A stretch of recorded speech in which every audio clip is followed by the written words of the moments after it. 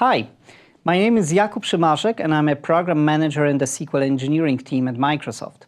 Today I'm excited to show you how easily and effectively you can secure your data in Azure SQL Database using some of the advanced and intelligent security capabilities we have recently introduced. In Azure SQL Database, we think about security in terms of layers. In the center, you have your data. And the first layer aims at protecting the data itself, typically by using encryption. The second layer is how you control who can access which parts of your data. And the outer layer is how you monitor access, tracking the activities that happen in your database, and how you manage security and security policies in your database environment. Azure SQL Database has multiple features in each of these layers. In this short presentation, I'd like to focus on some of the newer advanced intelligent capabilities we have recently released. So first, let's talk about the innermost layer, data protection, which is about encrypting data to ensure it's protected as it moves across your application stack. For example, encryption at rest is a common requirement imposed by many compliance standards. And in Azure SQL Database, Transparent Database Encryption, or TDE, is a recommended solution for encrypting your data at rest. Recently, we enhanced TDE by adding Bring Your Own Key support to allow you to choose your own key in Azure Key Vault and use it with TDE. So with this enhancement, you can control who can access your keys and how you can rotate them on your own schedule.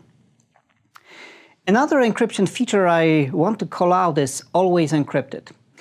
Initially released in 2016, Always Encrypted laid the groundwork for transparent client-side encryption that protects sensitive data in use from high-privileged yet unauthorized users. We are now bringing this exciting feature to a new level by incorporating a cutting-edge technology called enclaves. With Always Encrypted, a SQL client driver encrypts the data inside the client application before the data is even sent to the server. As a result, when the data enters the database system, it's already encrypted. Therefore, even high-privileged users, such as malicious database administrators or rogue cloud operators, cannot access the data in plain text. However, until now, these strong security guarantees were associated with unwanted side effects. Namely, since the database engine had no access to the data in plain text, it couldn't perform any computations on the data. Therefore, the functionality available in queries on encrypted database columns was dramatically reduced, forcing developers to move and process the data on the application side. The emerging enclave technologies enable us to address this hard problem. Think of an enclave as a protected region of memory that appears as a black box to the containing process and the operating system. There is no way to access the data or the code inside the enclave from the outside. Thus, an enclave provides a trusted execution environment for processing sensitive information. And Microsoft Azure is the first cloud making enclaves available to customers as part of the Azure Confidential Computing Initiative. So how do enclaves help customers using Always Encrypted? As you can see in the diagram, we have modified the database engine so that it delegates computations on encrypted database columns to the enclave, which can safely decrypt the data and perform rich computations such as pattern matching or range comparisons. This unlocks Always Encrypted to new scenarios, for example, to applications that process large amounts of personally identifiable information, which often require rich query processing capabilities inside the database. The enclave support also dramatically simplifies management tasks, such as initial data encryption or key rotation, which now don't require any data movement and can be performed in place inside the enclave. At the same time, Always Encrypted continues to provide unparalleled assurance for customer data confidentiality by ensuring that no attacker, not even rogue Microsoft employees, can access customer data. We are really excited to bring this game-changing technology to you, and it is now available for you to try and test as part of the Early Access Preview program. Returning to our diagram, the next layer of security is about controlling access through authentication and authorization at both the application level and the database level. For application access control, Azure SQL Database offers programmability features such as row-level security or dynamic data masking that allow you to implement data access policies for all your applications in one central location, namely your database. To control access at the database level, Azure SQL Database offers multiple features, multiple capabilities, but one particular area which has seen a lot of investments over the last few years is Azure Active Directory authentication. It allows you to connect to your database using identities in Azure Active Directory, which enables passwordless single sign-on and central identity management across your application stack. The latest enhancement to Azure AD authentication is universal authentication, which unifies several authentication methods, adds support to Azure AD guest accounts, including Outlook and Gmail accounts, and enables multi-factor authentication. Let me show you how it works in SQL Server Management Studio. Using SQL Server Management Studio, I will connect to my database in Azure SQL DB with my Gmail account and two-factor authentication. First, I need to select Universal Authentication, and then I need to enter my Gmail account name.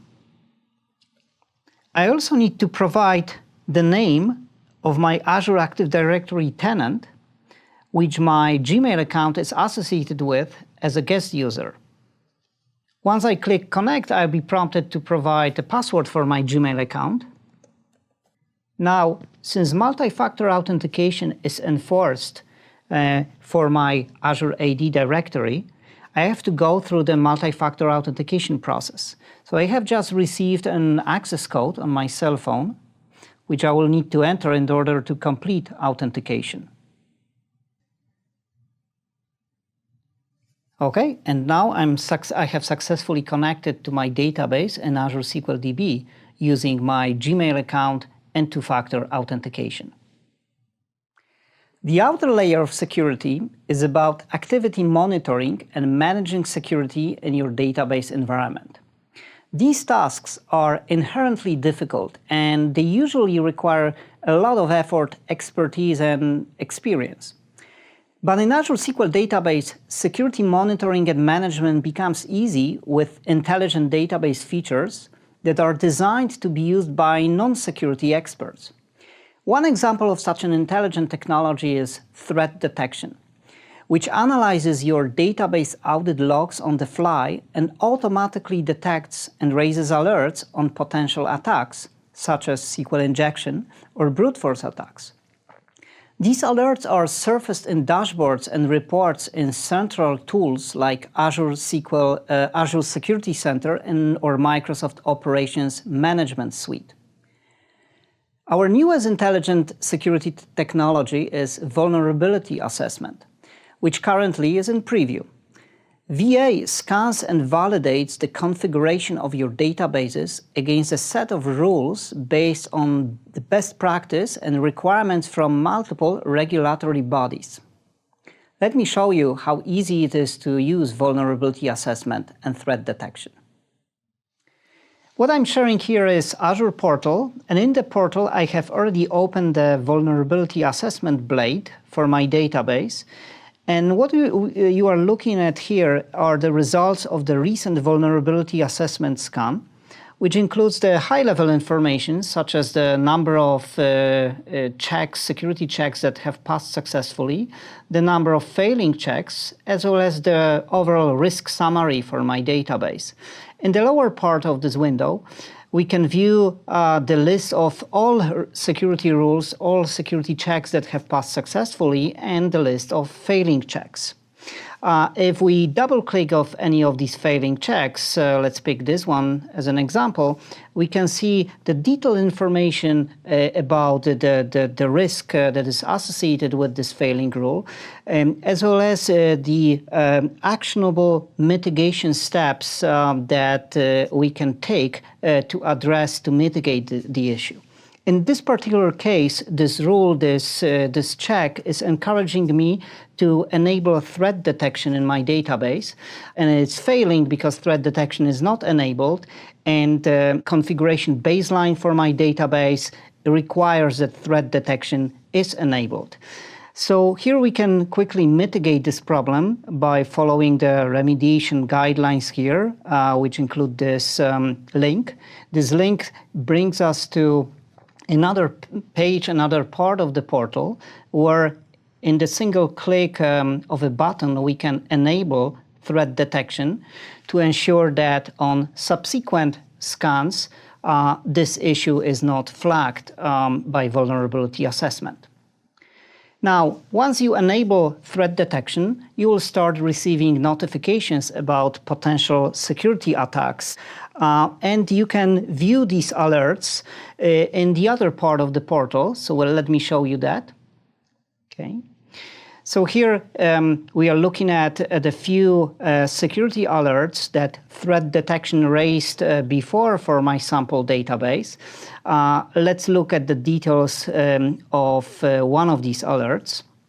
So in this example, threat detection reported that somebody has tried to brute force a password for my database. And I can see the details such as the IP address from which this potential attack originated.